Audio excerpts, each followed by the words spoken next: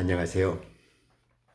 오늘 한 날도 주님의 은혜 가운데 평안하시고 승리한 날을 구가하고 계십니까? 사명원리 기독선, 일관독법, 총괄 제시라는 기독선, 성경이 열리고 구원과 만나는 기독선, 레크로스 리딩이라는 특별한 성경 읽기를 추천하고 권장드리는 기독선의 모선사입니다. 오늘도 하나님의 은혜 가운데 승리하시고 늘 무탈하시기를 항시 기도하고 소망합니다. 코로나 때문에 많은 분들이 힘들어하고 어려운 시절을 보내고 있는 것 같아요. 이럴 때일수록 우리는 온 소망과 마음을 집중해서 하나님을 생각하고 우리에게 오신 하나님, 주훌님, 거룩한 숲님의 은혜와 인도하심을 조금 더 갈망해야 할 때인 것 같습니다.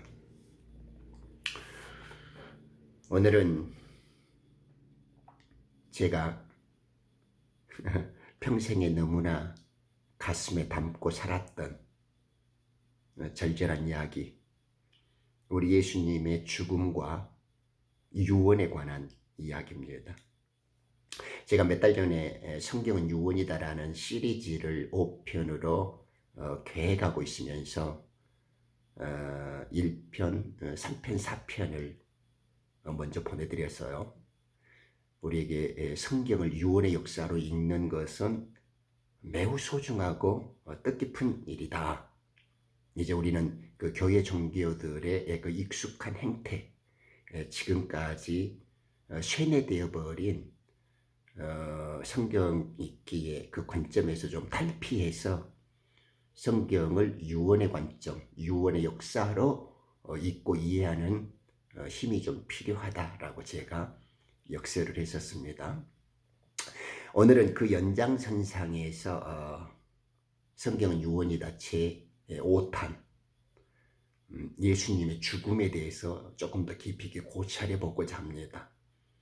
그리고 예수님의 죽음이 무엇인가를 살펴본 후에 이 다음 영상을 2탄에서 새 유언의 피, 이제 예수님의 유언이 성경 속에서 어떤 의미를 갖는가 하는 스페셜 하이라이트, 유언, 성경은 유언의 역사이다라는 마지막 마무리 새 유언의 말씀을 들려드림으로 해서 성경은 유언의 역사이다 하는 것을 갈무리 지을까 합니다.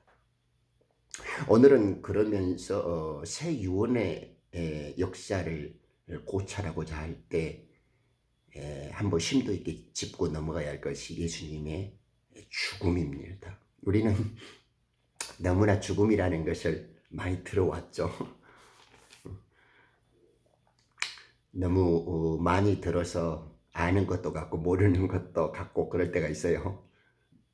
좀 어설프게 듣다 보면 우리 매너리즘에 좀 빠지잖아요. 그래서 예수님의 죽음을 소홀히 여길 때가 많습니다. 그리고 또 안다고 하면서도 피상적으로 아는 경우가 너무 많고요. 그래서 오늘은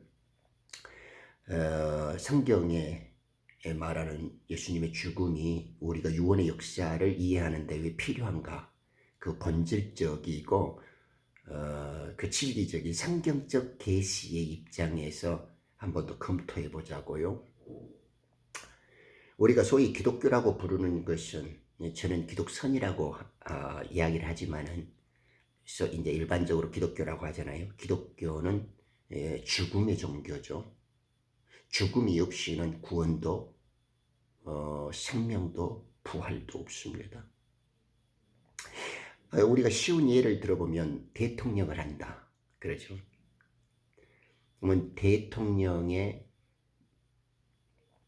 직무를 완성하려면 우리는 먼저 합법적인 선거를 통해서 승리가 필요하잖아요.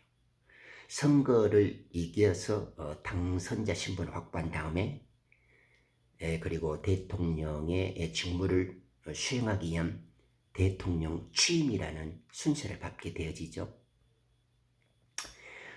같은 비슷한 의미이지만은 그래도 물론 선거를 이기는 것이 대통령 취임이고 대통령 직무나 대통령 취임이나 비슷한 말이 되겠지만은 그래도 엄밀하게 따지면 선거에서의 승리가 없이는 대통령 당선이나 취임이나 대통령 직무가 안 되잖아요.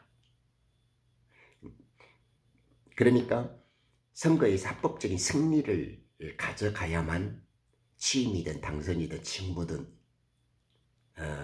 이룩할 수가 있는 거죠.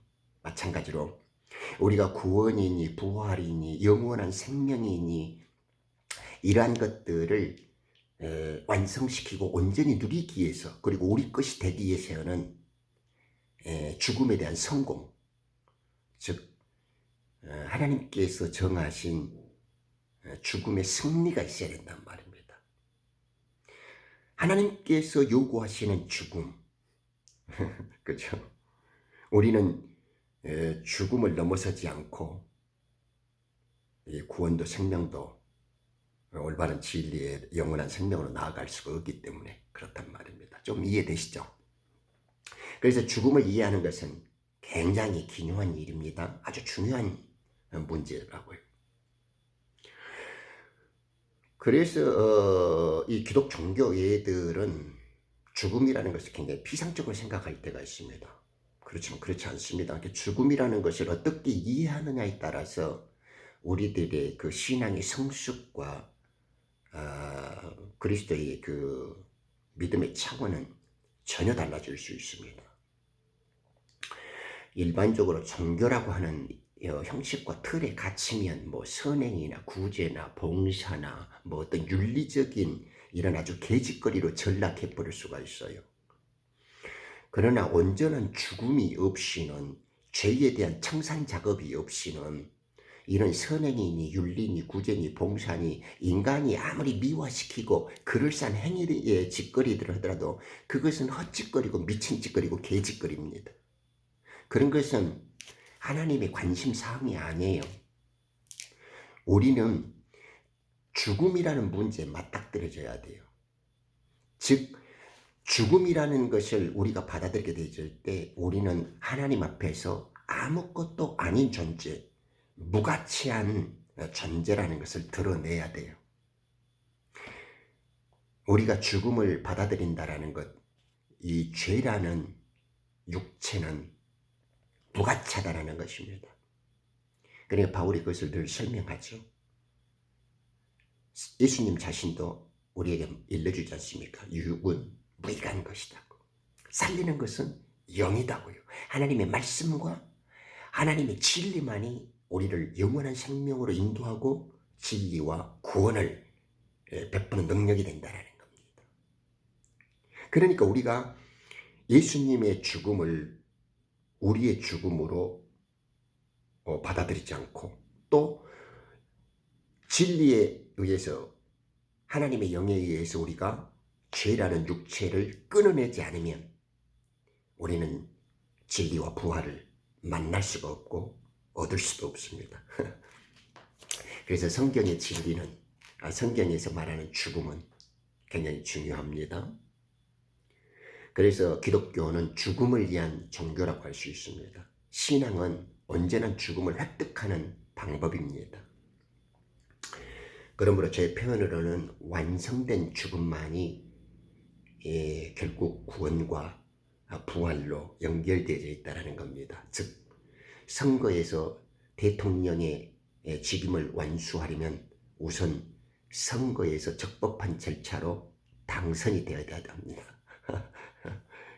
그것이 우리가 육체라는 죄를 끊어내는 작업이 곧 죽음이라는 걸 알 수 있죠.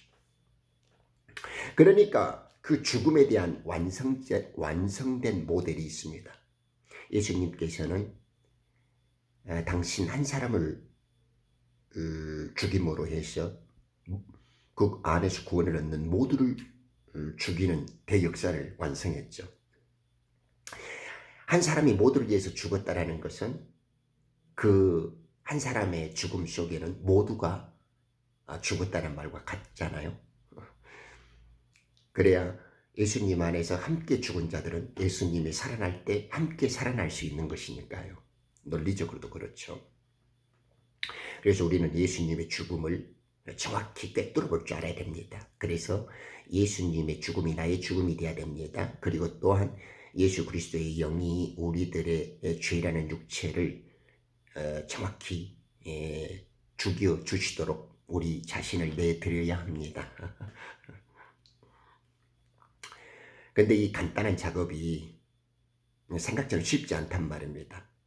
그것은 하나님의 방법을 의지하지 않고 자신의 고행이나 수단이나 어떤 노력으로 이루려고 하면 우리는 실패하게 되어지고 결국에는 헛고생으로 끝난단 말입니다.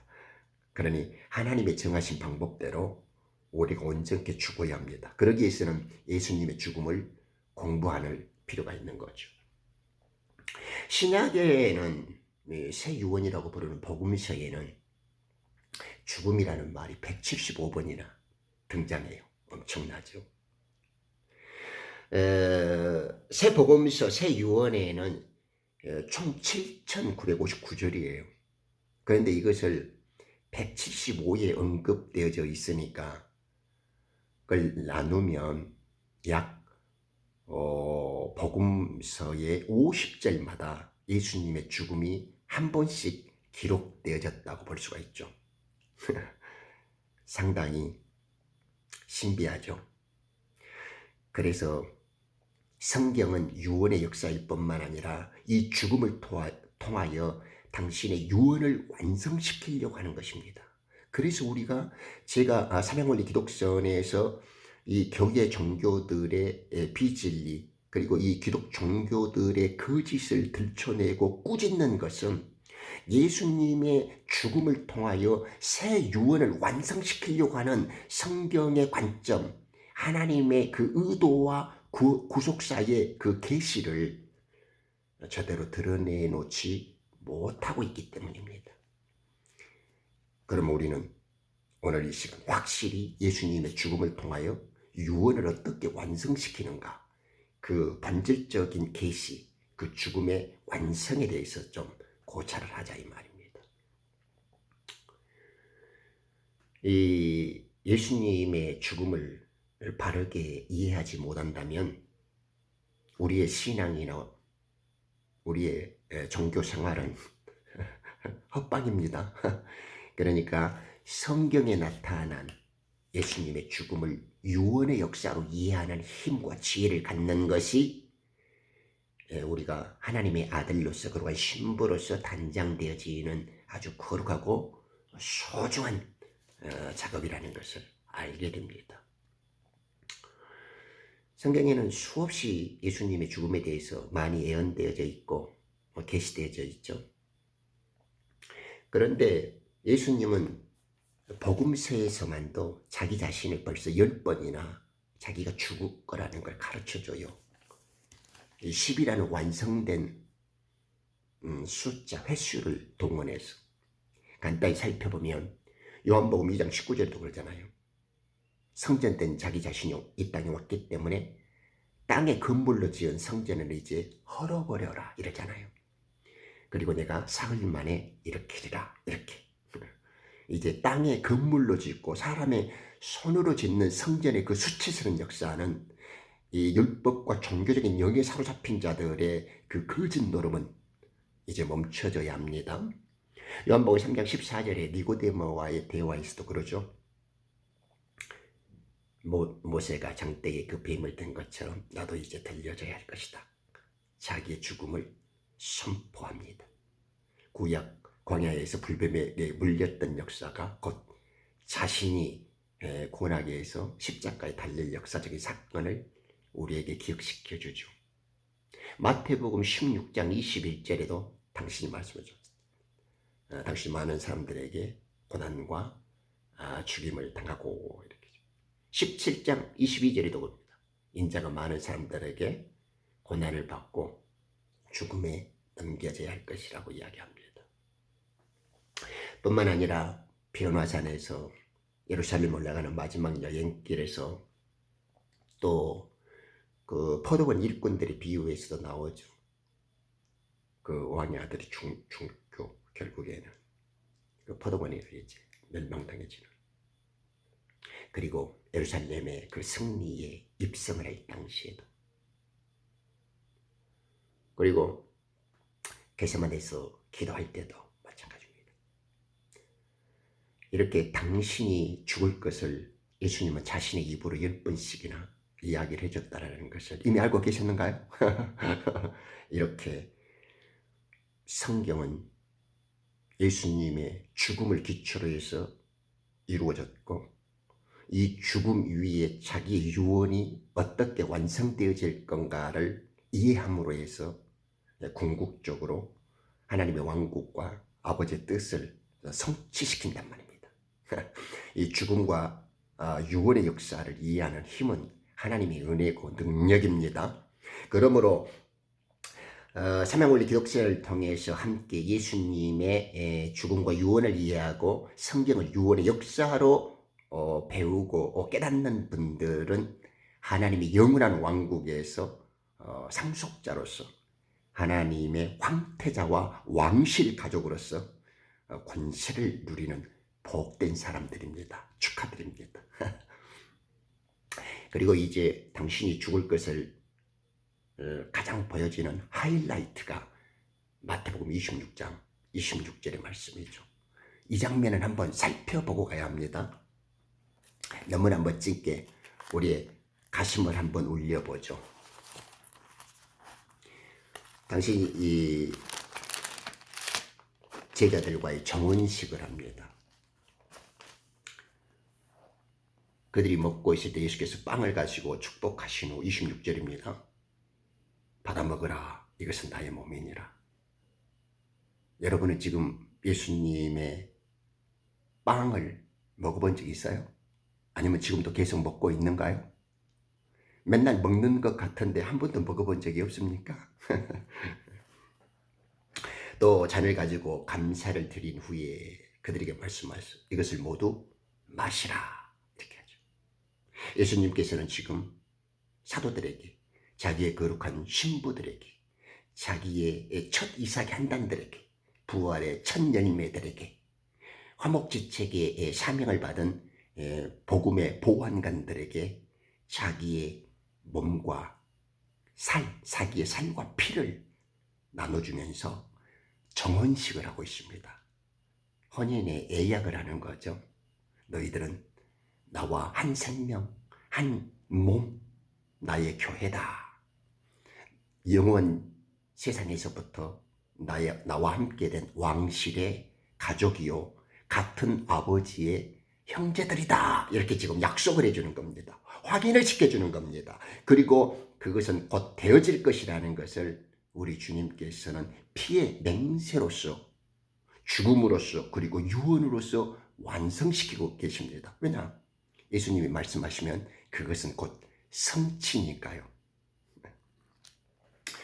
28절에 보면 이것이 죄들을 사하심으로 인하여 많은 사람을 위해 흘려져 있는 나의 새 유언의 피이기 때문이라. 이렇게. 그래서 잔과 빵을 줬습니다.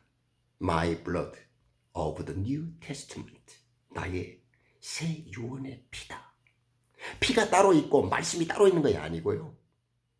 내가 지금 너희를 위해서 했던 아버지의 뜻을 전했던 이 비유로 계시던 왕국의 비밀한 말씀이 나의 유언이었고 이것이 나의 피다 이 말입니다.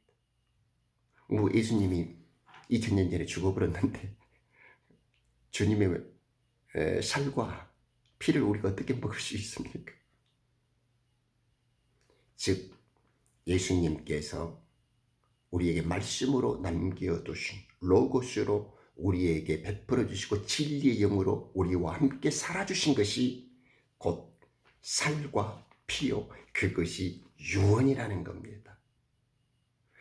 즉 주님이 죽을 때에 남겨주신 그 유언이 주님의 몸이라는 거죠.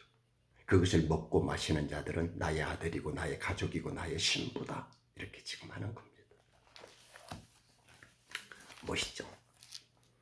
그러니까 예수님의 십자가 속에서 죽음을 완성시키는 일은 예수님의 살과 피를 먹으면 우리는 자동으로 예수님의 죽음 속에 들어가는 것입니다.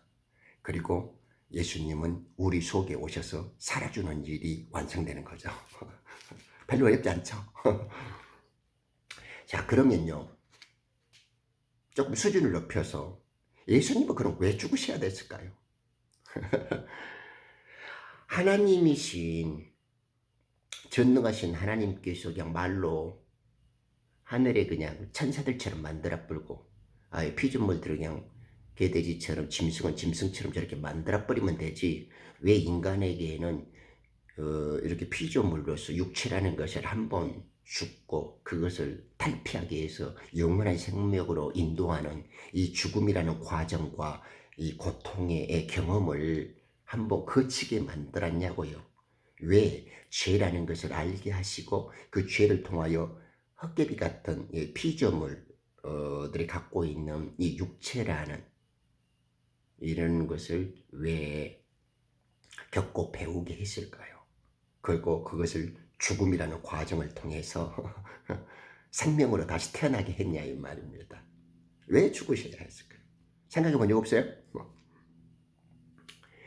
그러면 예수님의 죽음부터 공부해 볼까요? 죽는다는 것 자체가 반대로 말하면 살고 있는 건 하나님의 전적인 은혜와 능력이죠. 하나님 없이는 살 수 없으니까 하나님의 은혜가 아니고는 온전히 존재할 수가 없는 거죠. 반대로 죽음이라는 건 뭐죠? 성경에서 죽음이라는 것은 하나님과 분리되어져 있고 나눠져 있고 떨어져 있고 상관없이 된 거죠. 하나님의 선한 뜻이 아니고는 죽음이 되는 거죠. 그래서 모든 피조물들, 하나님의 왕실의 가족들, 하나님의 본성적인 성품을 누리는 자들은 반드시 하나님의 선과 하나님의 지혜를, 하나님의 생명 자체를 가져야 된다는 거죠. 그것을 우리가 빛 속에서만 살면 어둠이라는 것을 알 수 있나요? 모르죠. 네. 추위에 떨어봐야 빛의 고마움을 알고 어둠 속에서 살아봐야 빛이라는 것이 더 선명해지는 것처럼 우리가 피조물의 한계와 죽음이라는 것을 거쳐야 하나님의 온전한 생명의 진리에 조금 더 밝히 이룰 수 있는 거죠. 예수님께서 일단 죽는 것은 아버지의 뜻입니다. 이사야 53장에 보면 아버지께서 예수님을 왜 죽이시는지 그리고 그 예수님을 죽이는 그 과정 속에 당신이 왜 그 죽음을 기뻐하시는지 절절히 써 있죠. 이것도 좀 살펴볼 필요가 있습니다. 제가 몇 절만 살펴볼게요. 53장 6절에 보면 우리는 각기 양 같아서 제멋대로 살잖아요. 그렇지만 우리를 탓하지 아니하시고 당신 스스로 우리 죄를 위해서 우리의 잘못을 위해서 죽음을 결정하셨어요. 아버지의 사랑이죠. 눈물 나는 사랑. 그리고 하나님만이 해주실 수 있는 사랑이죠.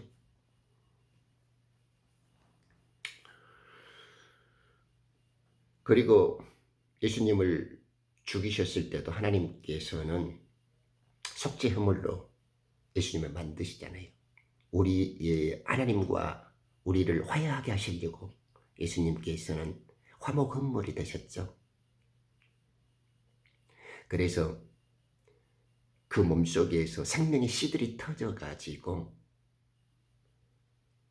그 씨들이 의의 열매들로 나오게 해서 즉 하나님의 영원한 생명으로 구원시켜 주시려고 하나님은 이 땅에 예수님의 몸으로 오셨고 육체를 입으시고 죄 있는 모양으로 육체를 만들어서 십자가에 죽으셨단 말입니다.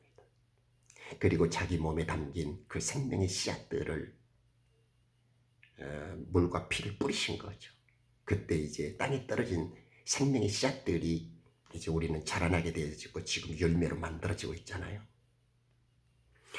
그래서 속죄물로 만드실 때 그가 자신의 씨를 보리니 그가 자신의 날들을 일릴 것이요 주의 기쁨이 그의 손에서 번창하리라.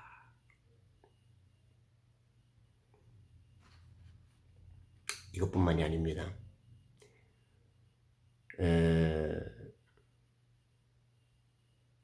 고린도 후서 5장 21절에는 바울이 멋지게 골 때려줍니다. 우리로 하여금 그분 안에서 하나님이 의로움이 되게 하시려고 예수님을 죽이신 거예요. 아버지는. 의로움이 뭐죠? 성경에서 의로움이라면 예수님의 말씀을 있잖아요. 내가 아버지께 돌아가며 라고 한단 말입니다. 우리가 죄 속에 마귀의 포로 갇혀서 이 흑암의 죄의 육신으로 갇혀 있지만은 이 죄와 사망의 권세 아래 붙들려 있지만은 하나님께서는 예수님을 보내서 그 형제들을 다시 하나님의 왕국 그 빛의 나라로 데려오라는 겁니다. 우리가 예수님 속에 들어갔을 때 예수님과 한 몸이 되어서 예수님은 아버지 앞에 갔죠. 아버지 우편 보좌에 앉아 계시죠. 그러므로 예수님과 한 몸을 이룬 우리들은 예수님이 올라가실 때 그 몸을 이루어서 아버지 앞으로 올라갔단 말입니다. 그래서 예수님 안에서 우리에게 의로움이 되게 하셨어요. 즉 우리를 예수님이 몸과 한 몸을 이루어 가지고 아버지 앞으로 올라가게 하셨다 그 말입니다. 고린도후서 5장 21절에 그 말씀 그분 안에서 우리에게 의로움이 되게 했다고요. 그러니까 성경에서 예수님이 죄에 대해서 의로움에 대해서 심판에 대해서 말씀하시죠. 의로움은 아버지께로 돌아가는 거다.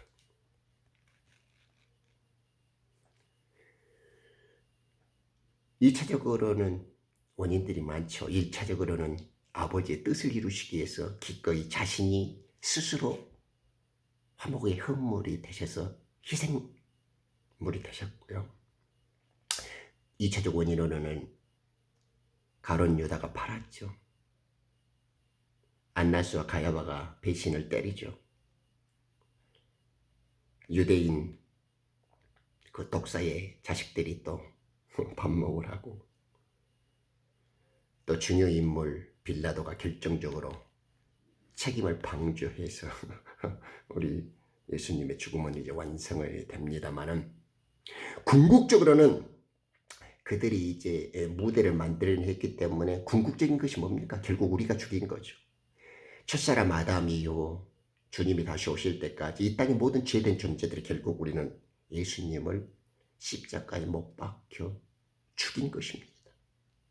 자기를 만들어주고 자기를 있게 해준 그분을 그 생명의 아버지를 이 만물의 창조주를 우리의 무지와 죄악 속에 갇혀있기 때문에 자기 주인을 배신하고 자기를 있게 만들어진 그 생명의 존재를 죽여버리는 우리는 그만큼 무가치한 것들이란 말입니다. 그러니 하나님이 지혜와 은혜를 주지 않으면 우리는 그러한 사실조차도 우리가 어둠 속에 있다라는 것조차도 우리는 깨달을 수 없는 무가치한 존재라는 거죠. 서럽죠? 네, 그래요. 근데 이제 제가 3편, 4편에 있을 때에 성경은 유언의 역사이다에서 첫 유언을 만들 때 바울의 설명을 표현해서 그 첫 유언 때도 유언을 만들어 오신 하나님의 역사에 대해서 10개의 예를 들어줬는데 오늘 이 시간에도 예수님의 죽음, 이 유언의 역사를 만들어 오신 예수님이 십자가에서 죽기 위하여 우리가 구약이라고 부르는 첫 유언의 시대에도 계속 성경의 모든 부분은 예수님의 완성된 죽음 그리고 그 죽음 속에 살아서 실제적으로 생명 완성을 역동적으로 성취시키는 유언의 파워, 유언의 위력을 갖게 만들려고 합니다. 예수님의 죽음은 생명에 대한 극적 완성이란 말입니다. 그것이 유언이에요. 동전의 양면처럼 죽음은 유언을 맞잡고 있단 말입니다. 표면, 손이고 이 쥐면 주먹이라고 그러잖아요. 이 편 상태의 예수님의 죽음은 감아졌을 때의 힘으로 유언으로 존재하게 된단 말입니다. 죽음을 이해해야 돼요. 그것이 죽음을 이해하는 것이 유언을 만들어 온 역사와 같이 되어 있기 때문에 창세기 3장 21절에 가죽옷 만들었죠. 네, 당신이 죽을 것에 대한 예표니까요. 우리가 노아의 방주를 보면 그 구원의 방주가 예수님 자신이 세상 위에서 우리를 구원하실 거라는 예표라는 건 너무 잘 알죠.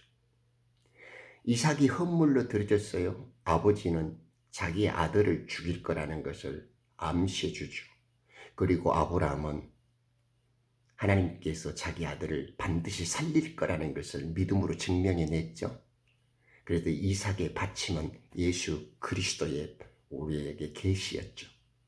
계속 성경은 유언의 눈으로 보고 죽음의 사건으로 간직하면 그 죽음 속에서 완성된 승리, 예수의 죽음을 얼마나 우리가 잘 이해하느냐, 그것이 우리에게 구원과 생명과 영원한 복으로 귀결되어지고 있다는 걸 알게 되는 거예요.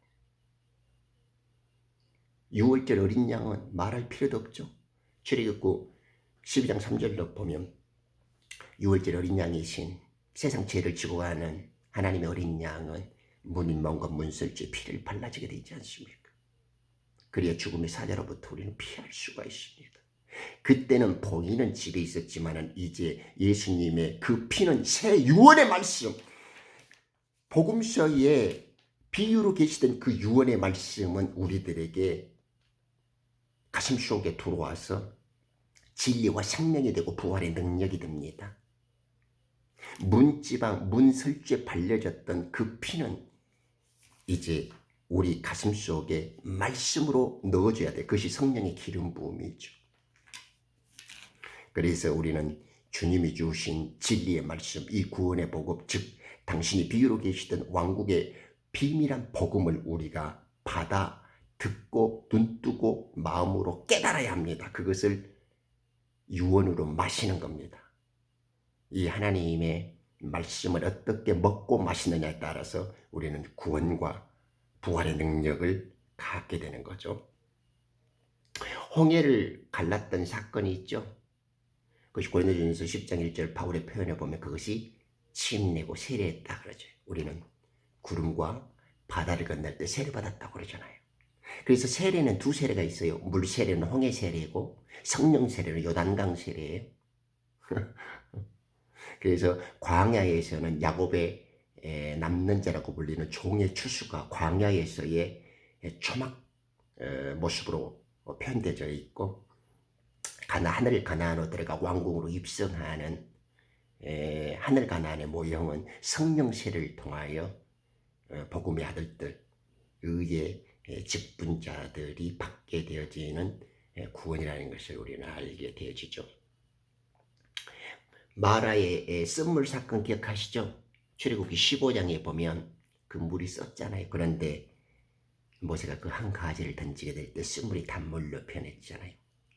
세상 쓴물 쓴 우리들의 속에서는 늘 쓴 세상의 괴로움과 죄악의 물만 나오고 사람의 안에 들어있는 7 귀신의 주인된 자들이 우리를 왕노릇 했을 때는 우리 입에서 우리 생각 속에서 온갖 더러운 것만 나와요. 그렇지만 성령이 우리를 마음속에 오셔서 귀신들을 결박하고 끌어내고 우리의 어둠을 불태워버리게 되어지면 우리의 마음이 우리의 몸된 성전이 정화되고 거룩게 되실 뿐만 아니라 우리 속에 영원히 생명샘물로 솟아나는 생명의 단물이 난단 말입니다. 마치 사막의 강물이 나고 황야의 새 길이 열어지듯이 우리 속에서 영원한 생명으로 솟아오는 생명샘물이 성령의 진리의 물이 우리 속에서 솟아나는 거죠.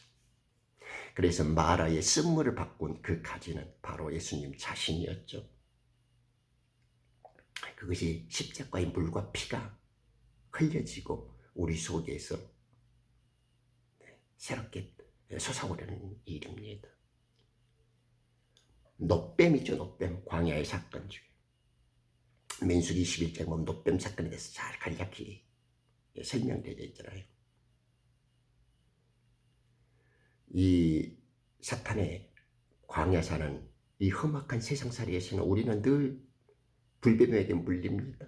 자식에게 물리고 돈 때문에 물리고 사기쳐갖고 물리고 어설픈 연애하다 물리고 세상에 불뱀들이 너무 많죠. 안 그러려고 해도 우리 힘으로는 피해갈 수가 없어요. 그래서 우리는 예수님의 도움이 필요합니다. 성령의 인도와 가르침과 이끌어주지 아니하시면 우리는 이 세상의 임금인 마귀와 뱀을 사탄을 이길 수가 없어요. 그래서 우리를 대신해서 장대에 예수님이 올라가신 겁니다.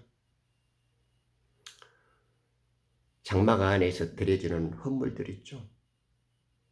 참 실체이신 예수님 오시기 전에 우리는 장막에서 우리들의 죄의 비참함을 알기 위해서 얼마나 많은 가축들, 양이나 염소나 소들이 드려지고 비둘기들이 희생되었나요? 그 처참하게 쪼개지고 불태워지고 갈라지고 피 흘려지는 모습 속에서 죄의 더러움과 인간의 그 연약한 존재 모습들을 얼마나 뼈저리게 느꼈습니까? 우리를 위해서, 죄를 위해서 찢어지고 쪼개지고 드려질 그 예수님을 가르쳐 주려고 하나님께서는 장막을 짓게 하시고 그 모형된 성전에서 희생의식을 준비해서 죄를 위해서 드려질 당신의 희생에 대해서, 당신의 깊은 사랑에 대해서 우리가 뼈저리게 보고 느끼고 알 수 있도록 해주셨단 말입니다. 그 희생은 오로지 예수 그리스도를 예표해주고 상징하고 있었다는 걸 우리는 너무나 잘 알게 되어지죠. 이렇게 모든 성경은 예수님의 죽음을 드러내주고 죽음을 완성시키려고 하고 그 죽음의 역사를 우리의 것이 되도록 만들어 오신 분이라는 걸 알게 되어집니다. 그 성전의식에도 5가지 그 방법이 있고 4가지 어떻게 드리느냐 하는 이 절차 방법에 따른 문제들이 기술되어져 있지만은 그것도 예수님의 구속사역과 할 일에 대한 우리에게 가르쳐주는 것. 그러면 이제 결과가 중요합니다. 결과. 예수님이 왜 죽으셔야 했냐 이 말입니다. 왜 예수님은 스스로 이 땅을 창조하시고 우리들에게 생명을 만들어 주시고 우리가 어찌할 수 없는 죄의 문제를 당신이 스스로 해결해 주시기 위해서 죽으셔야만 했단 말이에요. 그래서 우리가 죽음을 배웠습니다. 그리고 이제 그 죽음의 결과가 어떻게 나타났는가요? 이것도 잘 알아야죠.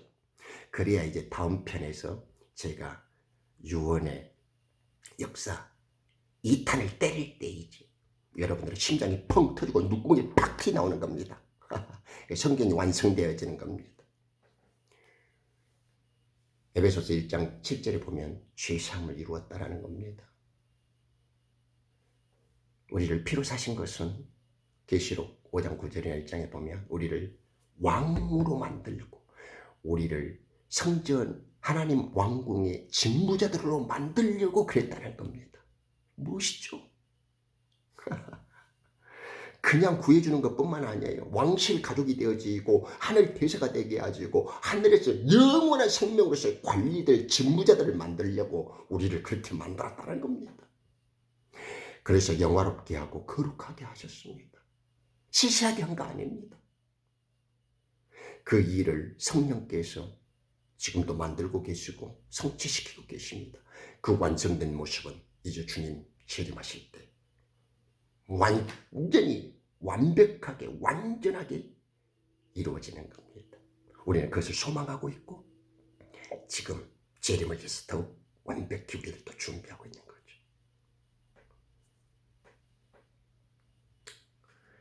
우리는 왕의 기한과 왕이 다시 강림하실 그날을 기대하고 고대합니다. 이제 이 모든 역사가 종식되어지고 대단원의 막을 내리게 될 것이기 때문에 그렇습니다. 오늘은 예수님의 죽음 그리고 그 죽음에 예표되어지는 여러 가지 모습 그리고 예수님의 죽음의 결과가 무엇인지에 대해서 살펴보았습니다. 이것은 새 유월의 새 유월의 역사를 이제 넘어가기 위한 완벽한 기초 작업이었습니다.